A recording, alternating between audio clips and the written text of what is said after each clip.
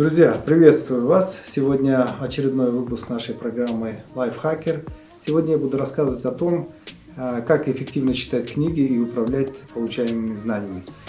Дело в том, что на сегодняшний день существует огромная проблема в том, что, во-первых, люди не читают книги, а во-вторых, если они читают эти книги, то они читают очень неправильно, несистемно и не получают практической пользы от прочитанных книг. И в результате получается так, что человек становится просто, я так называю, кладбищем ненужных знаний. Все знания у него в голове, но они неприменимы, ему не приносят никакой практической пользы. Чтобы решить эту большую проблему, я разработал самостоятельно систему, основанную на Kaizen. И вы знаете, судя по вашим откликам, по многим откликам, которые ко мне приходят после моего мастер-класса, который я в свое время проводил по этой теме, я понял, что лучше снять по этому поводу отдельную передачу, где я расскажу сегодня, как поставить чтение книг на поток и организовать как непрерывный поток и обеспечить вам эффективное усвоение прочитанного материала. Итак, описывая проблему. Дело в том, что, наверное, вы знаете привычную картину. В каждом доме, в зале стоят большие стеллажи и полки с книгами.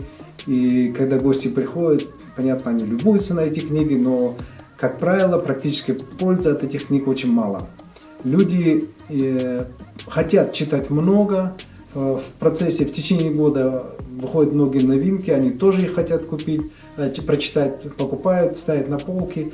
И в результате из-за обилия книг человек не может взяться за какую-либо конкретную книгу, у него глаза разбегаются, происходит демотивация, и человек не прочитывает нужное количество книг.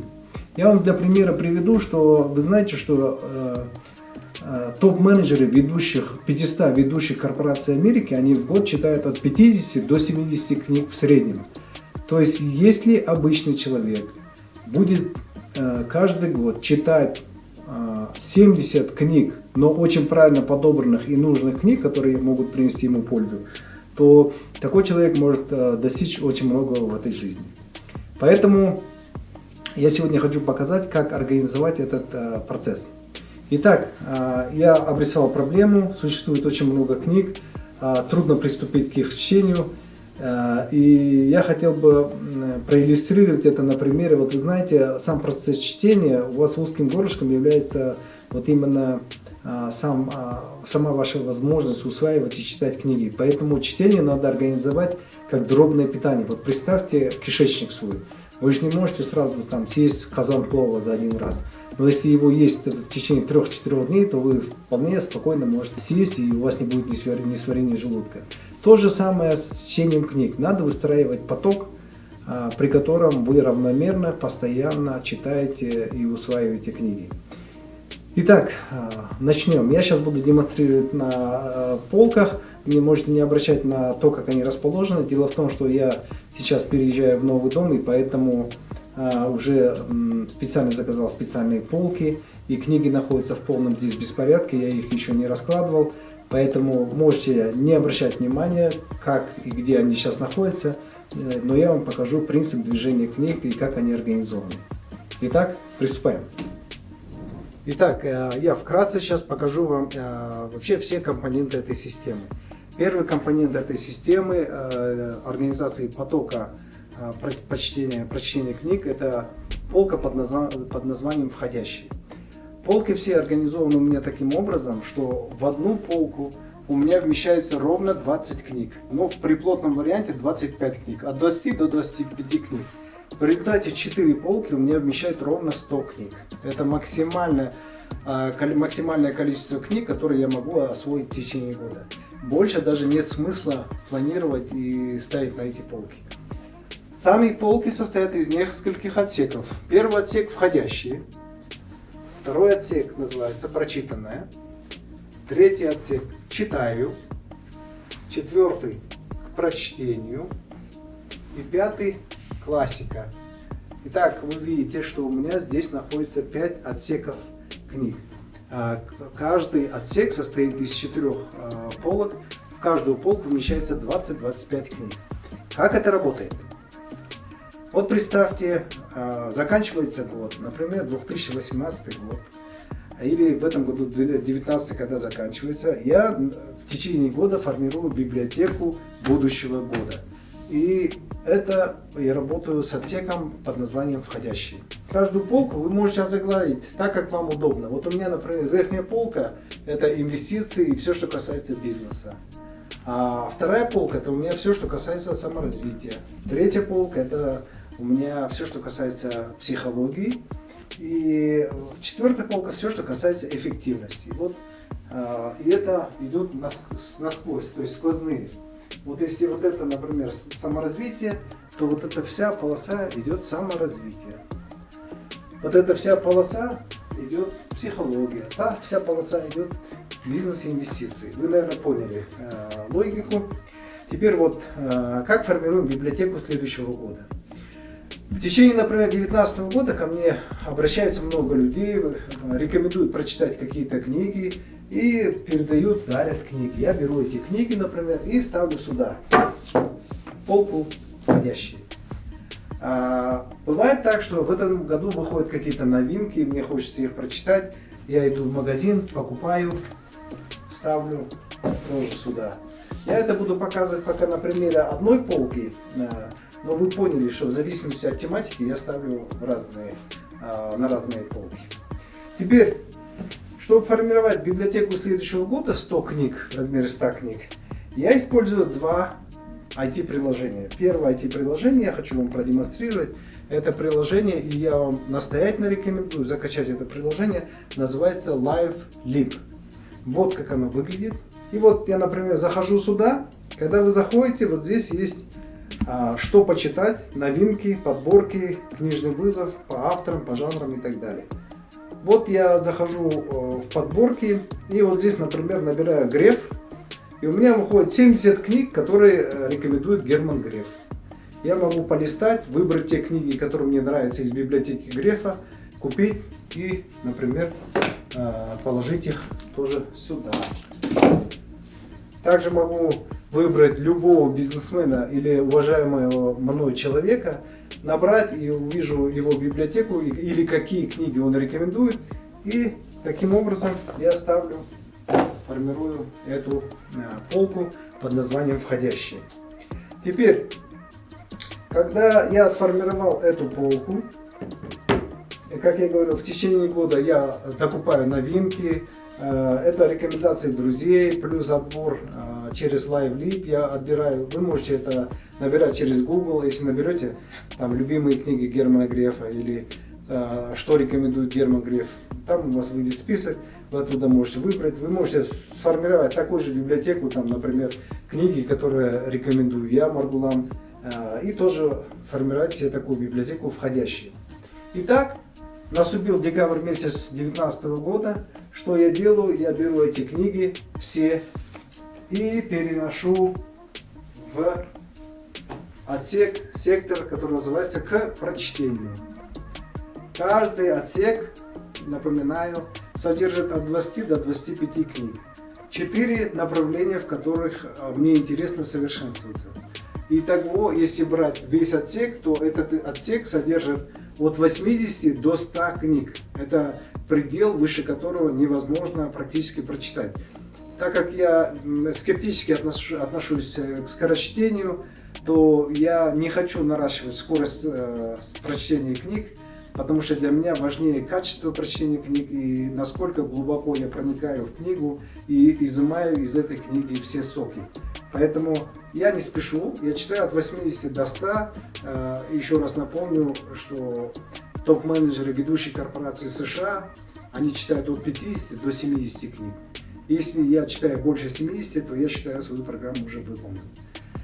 Все лишние книги убираются. У меня на 1 января каждого года заполнен только этот сектор. Все остальные пустые. После этого, когда я хочу читать что-то, я выбираю, что мне сейчас нравится. Я беру эту книгу, например, и начинаю читать. Как я читаю книги, как я делаю закладки, как я делаю заметки, как я читаю их в командировке или в другом месте, это я вам расскажу в отдельном видео. Сейчас просто говорим, я читаю эту книгу, например, и не дочитал. Я что делаю? Я делаю закладку и ставлю в сектор, который называют «Читаю». Причем я параллельно могу читать несколько книг. Вот одна книга по психологии, потом мне сегодня, например, завтра захотелось читать книгу по саморазвитию. Далее мне захотелось почитать книгу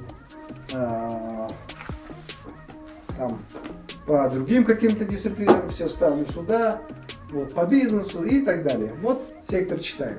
И у меня правило такое. В секторе читаю не должно быть более одной книги, одной тематики. То есть я могу одновременно читать одну книгу по саморазвитию, одну по психологии, одну там по бизнесу, но я не могу две книги по саморазвитию одновременно читать. Вот это очень важное правило, которое демонстрирует правило Кайдзен: одно дело в единицу времени. Далее, после того, как я прочитал книгу, я отмечаю сюда дату прочтения и ставлю подпись. После этого я из этой книги выписываю все, что я отметил в телефон, я это расскажу в отдельном видео, и эту книгу ставлю в сектор прочитано. При этом в секторе прочитано у меня есть вот такая закладка. Это сейчас у меня временная закладка, но это вам для демонстрации. Для чего служит эта закладка? Если книга мне не очень понравилась, и я понимаю, что я ее второй раз читать не буду, как в данном случае, вот, например, книга «Сапиенс. Краткая история человечества», например, я ее ставлю справа вот этой закладки, вот, чтобы было видно, я туда, например, ставлю. Я ставлю справа от закладки. Если я думаю и понимаю, что мне нравится эта книга, я в будущем захочу ее перечитать, то я эту книгу ставлю слева от закладки. Для чего это делается? Когда заканчивается год, я обычно все книги, которые справа от закладки, беру и отвожу там в Кайдзен-центр или в другие офисы и раздаю бесплатно. Они мне больше не нужны. Они отработаны, я их прочитал, все, что можно, оттуда выжил и все раздаю. Все книги, которые оказались левее закладки, я их, если захочу перечитывать, я их опять беру и ставлю во входящие, или можно не во входящие, а сразу в прочтение следующего года. То есть, по сути, я хочу ее прочитать или перечитать в следующем году. Я ее переношу сюда. Так вот, если книга оказалась левее закладки, второй путь, например, если я хочу перечитать не в этом году, а вообще мне нравится, я буду ее перечитывать, я ее переношу в раздел «Классика». Раздел «Классика» — это те книги, которые я хочу, чтобы они были со мной по жизни. И это на самом деле моя коллекция книг, любимых книг, которые я формирую для того, чтобы их периодически к ним возвращаться, их перечитывать. И это обычно книги с глубоким содержанием, которые трудно усвоить с одного раза, либо которые надо периодически повторять, потому что по мере развития открываются новые горизонты или новые мысли у этих книг. Поэтому классика — это цель моей работы и прочтения, это сформировать хорошую библиотеку классических моих книг. Вот это работает таким образом. И вот таким образом вы видите, что весь процесс чтения у меня выстроен в виде потока, непрерывного потока, где все время формируется библиотека входящая. Эта библиотека в течение года формируется, и она уже становится сырьем для прочтения следующего года. Иногда бывает, что мне книгу дарят, и я хочу сразу прочесть, тогда я не ставлю во входящий, а сразу ставлю в полку к прочтению. Основная идея: вы должны, еще раз резюмируя, все книги, которые приходят к вам, вы должны ставить в полку входящие по жанрам или по интересам. После этого отсюда книги могут куда попасть? Только в сектор прочтения. Из сектора прочтения книга может попасть только в сектор читаю. При этом в секторе читаю, так как у меня 4 полки, это разные сферы интереса, Я не имею права сюда ставить книгу из этой же полки брать, пока я не закончу читать эту книгу. Только после того, как я закончил читать эту книгу, поставил дату, поставил подпись и перенес ее в полку «Прочитано», я имею право взять отсюда следующую книгу и читать. В секторе «Прочитано» я решаю книгу ставить правее закладки, это то, что будет роздано в конце года, либо левее закладки, это то, что останется у меня как классика. И в результате что происходит? В результате происходит то, что у вас сразу наглядная визуализация, вы сразу видите ваш годовой план, вы видите, сколько книг одновременно вы читаете, вы видите, сколько книг вы уже прочитали, вы видите, сколько вам осталось еще читать, и вы успеваете выполнять план или нет. Вы видите, сколько книг вам понравилось в этом году и которые пойдут вам в классику. И вы видите, что какой заказ формируется на следующий год, для прочтения на следующий год. И таким образом выстраивается поток движения книг. И этот поток очень важен, потому что с самого начала, когда вы формируете полку входящие, вы помните, вы используете приложение LiveLib и выбираете те книги, которые будете читать в этом году. То есть в вашу голову не может залететь случайная книга. В вашу библиотеку не может залететь книга, которую вы купили на эмоциях. Вы только читаете то, что планомерно себе запланировали и в каких областях деятельности вы хотите себя развивать.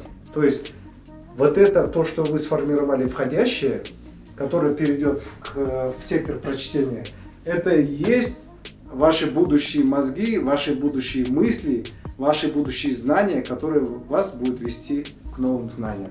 Итак, желаю вам успехов и успешного внедрения потока непрерывного чтения. До новых встреч!